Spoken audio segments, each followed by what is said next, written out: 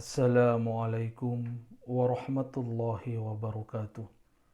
Bismillahi ma sya'allah la yasukul khaira illallah. Bismillahi ma sya'allah la yasrifu su'a illallah.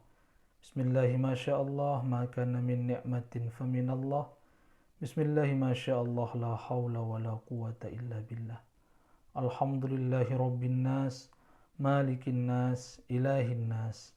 Wassalatu wassalamu ala ashrafin nas Sayyidina Muhammadin ibni Abdullah Habibi wa qurrati a'yunin nas Wa ala alihi wa sahbihi wa ummatihi khairin nas amma ba'd.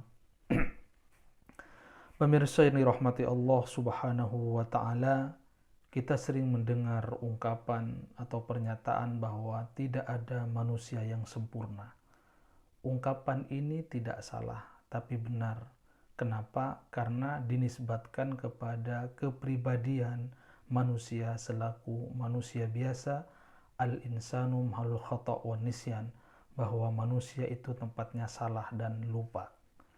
Pemirsa yang dirahmati Allah subhanahu wa ta'ala, namun ada sisi lain yang bisa menunjukkan sebagai qarinah bahwa seseorang tersebut mempunyai kesempurnaan iman.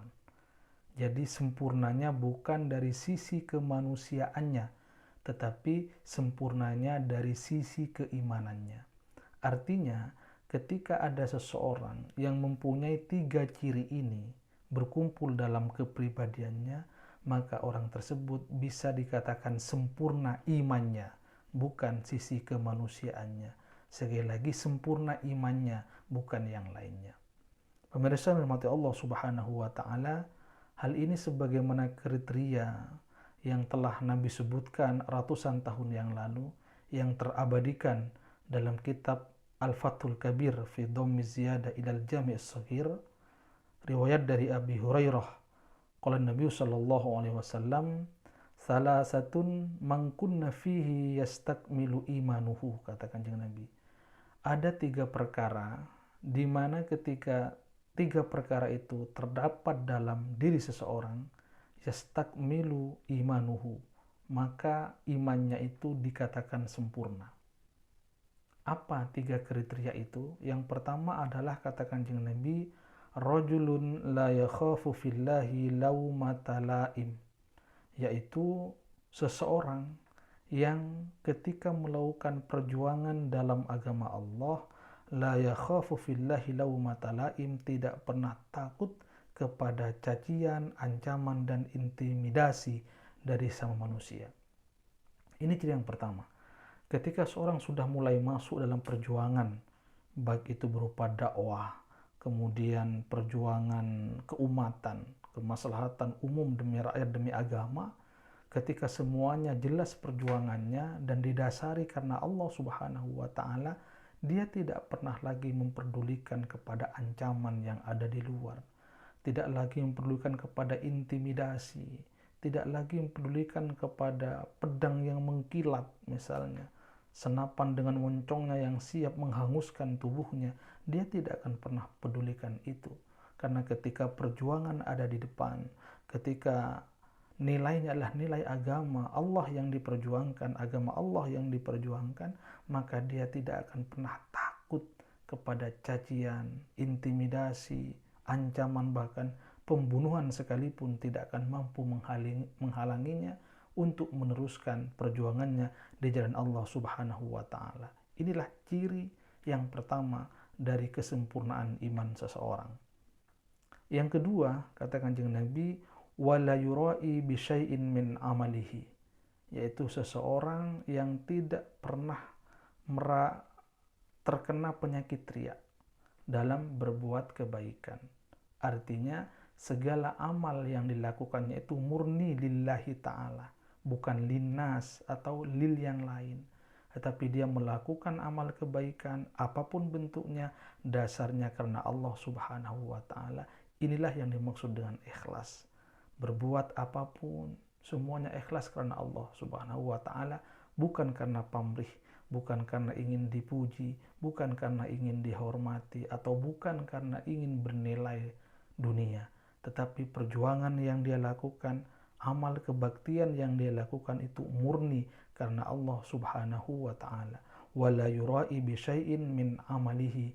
Dia tidak riya, dia tidak ingin dipuji dengan amal kebaikannya. Pemirsa yang dirahmati Allah Subhanahu wa taala, ciri yang terakhir dari orang yang bisa dikatakan sempurna imannya adalah wa idza urida alaihi amrani, ketika dia disuguhkan dua perkara, ahaduhuma lidunya wal akharu lil akhirah. Salah satunya itu berorientasi dunia, untuk tujuan dunia, wal akharu lil akhirah, dan yang lainnya itu untuk tujuan akhirah, maka ikhtara amral akhirah ala dunya. Orang tersebut akan memilih untuk mendahulukan kepentingan akhirat daripada kepentingan dunia. Contohnya konkretnya begini. Jadi ketika ada seseorang yang diberi tawaran dua pekerjaan misalnya, yang satu ini jelas bernilai dunia, artinya tidak mendapatkan pahala, tidak ada unsur perjuangan, tidak ada unsur pengabdian kepada agama, tidak ada unsur pengabdian kepada masyarakat. Jadi ini murni urusan bisnis misalnya. Jadi fee yang dibicarakan. Bukan lagi amal, bukan lagi pahala, bukan lagi perjuangan, tapi murni fee. Satu. Satunya lagi ada pekerjaan yang di situ ada nilai perjuangan, tetapi tidak ada nilai keduniaan. Murni amal, murni kebaktian, murni perjuangan, tidak ada nilai keduniaan di sana, tidak ada penilaian, tidak ada imbalan dunia, semuanya bernilai akhirat. Dikasih pilihan kepada orang tersebut, apakah memilih akan mengerjakan yang pertama tadi yang bernilai dunia, atau memilih akan mengerjakan yang kedua tadi yang bernilai akhirat. Maka bagi orang, kata Kanjeng Nabi, bagi orang yang imannya itu sempurna, maka dia akan ikhtara amral akhirah ala dunya. Maka orang tersebut akan memilih urusan akhirat ketimbang melakukan urusan dunia. Pemirsa yang dirahmati Allah Subhanahu wa taala, dalam kondisi saat ini tentunya hal ini sulit untuk kita lakukan jika kita memang tidak berniat untuk melakukannya. Tapi bagi seseorang yang memang sudah mempunyai komitmen, punya semangat untuk mencapai keberhasilan dunia akhirat, maka jelas orang ini akan menggunakan prinsip ini. Artinya dia pasti akan mendahulukan kepentingan akhirat daripada kepentingan dunia. Walaupun sebenarnya saat ini semuanya sudah bisa dipastikan segala urusan harus berdimensi dunia. Segala urusan seakan-akan harus ada nilai dunianya. Karena kalau tidak ada nilai dunianya, untuk apa dilakukan? Kan begitu kebanyakan. Terjadi pemodalan, terjadi fee, terjadi hasil, bagi hasil dan sebagainya. Ya itu enggak salah. Semuanya itu hal yang membuahkan hasil itu enggak salah. Semuanya memang harusnya seperti itu, tetapi jangan sampai semua itu dijadikan sebagai segala-galanya. Jangan sampai semua amal yang berdimensi kebaikan itu semuanya dinilai dengan harta. Semuanya harus dinilai dengan uang. Karena kalau kita semuanya menilai dengan uang, harus ada uang yang masuk, harus ada fee yang masuk kepada pelakunya, maka kemudian di mana letaknya amal kebaikan kalau begitu? Bukankah kalau segala sesuatu dinilai dengan uang, maka nanti perjuangan yang sifatnya perjuangan, pengabdian, kebaktian, semuanya akan hilang begitu saja gara-gara secara kasat mata dinilai tidak bisa mendatangkan uang.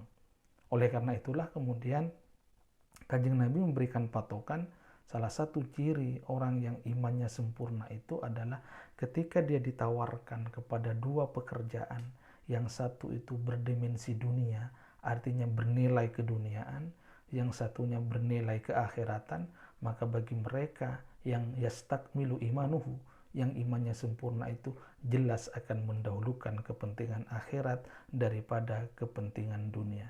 Sulit bagi yang tidak punya keinginan untuk melakukannya, dan akan dipermudah bagi orang yang sudah punya niat untuk melakukannya.